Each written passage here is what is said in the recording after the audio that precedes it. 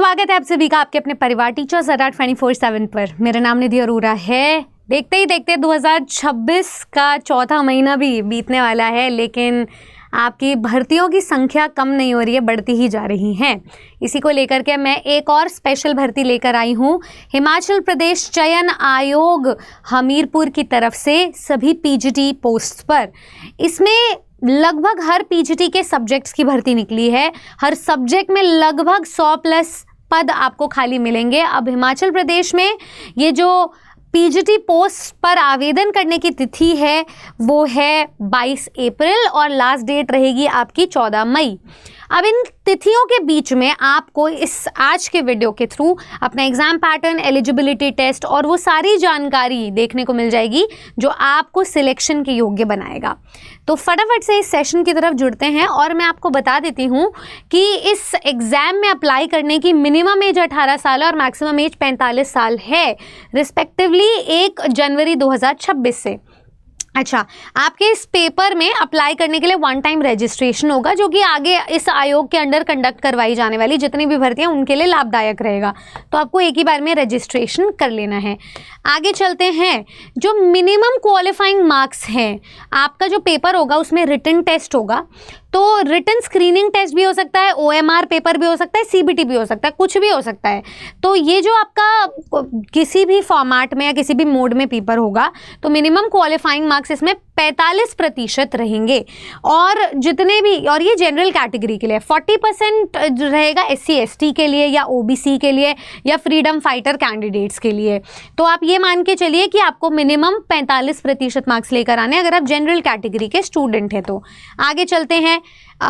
आगे ये भी बोला गया कि जब 2 स्टूडेंट्स के सेम मार्क्स होंगे तो कैसे इसको डिसाइड किया जाएगा। अगर CBT बेस्ड पेपर होगा, मल्टीपल शिफ्ट्स में होगा, तो नॉर्मलाइजेशन कैसे होगी। तो इन सब के बारे में यहाँ पर पूरी डिटेल दी हुई है। मैं पूरा PDF अटैच करवा दूंगी। यहाँ से शुरू होते हैं आपके सब्जेक्ट्स के नाम और उनके पोस्ट। तो यहाँ पर पॉलिटिकल साइंस पीजीटी जो सब्जेक्ट है उसके लिए टीचर का रेम्यूनरेशन 30,000 है बेसिक, ठीक है, 10 महीने के लिए। और ये परमानेंट भर्ती है, मैं आपको बता दूं, इन 10 मंथ्स एक एकेडमिक ईयर में। तो ये यहाँ पर बताया गया है। साथ ही में यहाँ पर ब्रेकअप दिया हुआ है पोस्ट का। जैसे पॉलिटिकल साइंस में जनरल कैटेगरी के 36 पद हैं, EWS के 12, फिर जनरल में जो WFF कैटेगरी हैं उनका 1 पद है, SC WFF में 1 पद है, SC अनरिजर्व्ड में 18 पद है, SC BPL में भी 3 पद हैं। ऐसे करके कुल पद आपके 95 मिल रहे हैं। आगे चलते हैं। जो पीजीटी सोशियोलॉजी के स्टूडेंट्स हैं, यहाँ सैलरी दी हुई है, सेम सैलरी है और आपके टोटल पद है 108। उसके बाद आपका जो इकोनॉमिक्स का टीचर है पीजीटी, तो 86 पद दिए हुए हैं, सैलरी आपकी सेम दिखाई गई है। साइकोलॉजी के अगर आप टीचर हो तो 114 पद दिए हुए हैं, सैलरी सेम है। नेक्स्ट बोला गया है आपका अगर आप कंप्यूटर टीचर हैं, इसमें मिसलेनियस टीचर्स की भी भर्ती आई है, 118 पद हैं, सैलरी सेम है। फाइन आर्ट्स के टीचर की 118 पद हैं। पब्लिक एडमिनिस्ट्रेशन टीचर के 78 पद हैं। इसके अलावा फिजिकल एजुकेशन टीचर के 177 पद हैं। पॉलिटिकल साइंस टीचर के लिए एसेंशियल क्वालिफिकेशन, यहाँ सब्जेक्ट वाइज एसेंशियल क्वालिफिकेशन दी हुई है। तो आपके पास न्यूनतम 50% मार्क्स होने चाहिए अपने पॉलिटिकल साइंस सब्जेक्ट की मास्टर्स में।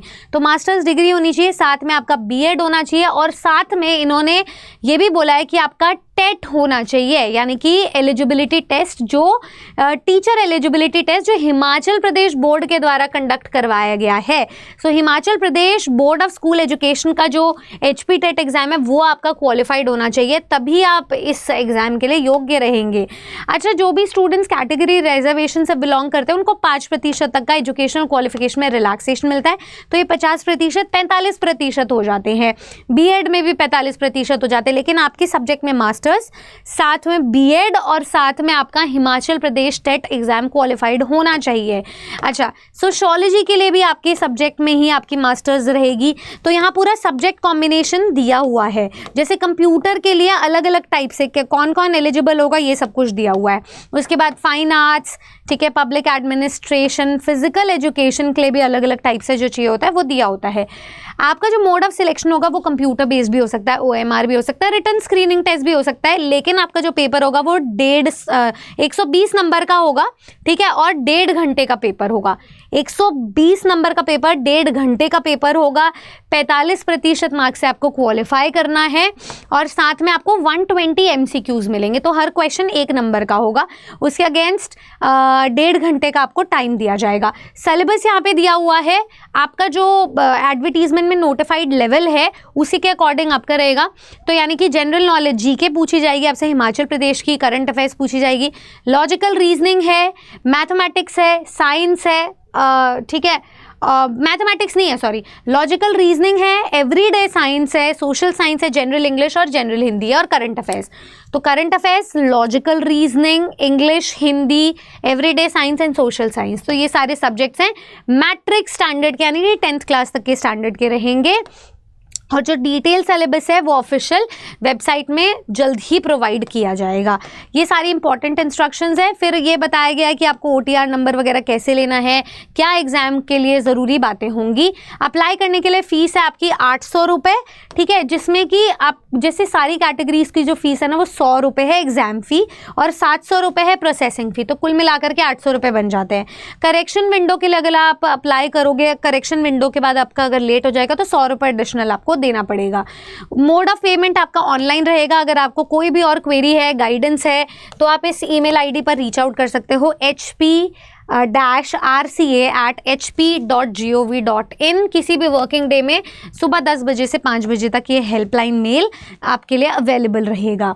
इसके अलावा एडमिशन और रिजेक्शन से रिलेटेड ज़रूरी जानकारियाँ दी गई है, ठीक है, आंसर की के बारे में बताया गया है, नॉर्मलाइजेशन के बारे में बताया गया है, दूसरी कंडीशंस, मान लो कोई स्टूडेंट गिल्टी है तो उसके बारे में ज़रूरी बातें बताई गई है। ये कुछ अब्रीविएशंस है जो इस एडवर्टीजमेंट में गिवन है वो बताया गया है।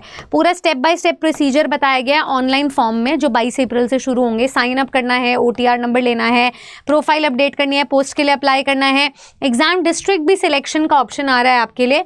उसके बाद एप्लीकेशन डिटेल्स कंफर्म करना है, एप्लीकेशन फ़ी पे करना है और एप्लीकेशन सबमिशन को कंफर्म करना है। तो ये आपका पूरा का पूरा नोटिफिकेशन है। मैं आप सभी स्टूडेंट से बस ये पूछना चाहूँगी कि देखो, क्योंकि ये ऑल इंडिया ही रहेगा भर्ती, आप इस एग्ज़ाम के लिए कितने सीरियस हो? क्या आप पहाड़ों में नौकरी करना चाहोगे? क्या आप हिमाचल प्रदेश में PGT पोस्ट पर लगना चाहोगे? क्योंकि किसी भी राज्य या केंद्र स्तर पर PGT पोस्ट एक गजेटेड प्रोफेसर, असिस्टेंट प्रोफेसर की पोस्ट से कम नहीं होती है, गजेटेड ऑफिसर के इक्विवेलेंट होती है। मेरे हिसाब से आपको ज़रूर इस भर्ती के लिए अप्लाई करना चाहिए। जब तक कि आपके परमानेंट रिक्रूटमेंट कोई ठोस भर्ती नहीं आती तब तक आप इन्हीं एग्ज़ाम से प्रैक्टिस करना चाहोगे। तो अपने सिलेक्शन को सुनिश्चित करो, एक जगह जो भर्ती नियरिंग वैकेंसी है वहाँ से तैयारी को पक्का करो और आप आगे बढ़ते रहो। जो भी स्टूडेंट इसके अराउंड कोई क्वेरी लेकर आ रहा है या किसी भी आने वाले भर्ती को लेकर के, वो उनसे एक रिक्वेस्ट रहेगा कि आप नीचे दिए गए गूगल फॉर्म को फिल करें, अपनी डिटेल्स मेंशन करें, हमारे काउंसलर्स आप तक खुद पहुंचेंगे, आपकी सारी क्वेरीज को रिजॉल्व करेंगे।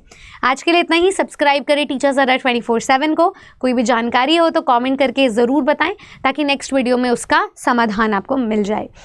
टीचर्स अड्डा के साथ जुड़े रहने के साथ, मतलब जुड़े रहने पर आपको किसी भी एग्जाम के आवेदन से लेकर के चयन तक की प्रक्रिया पता चलती है।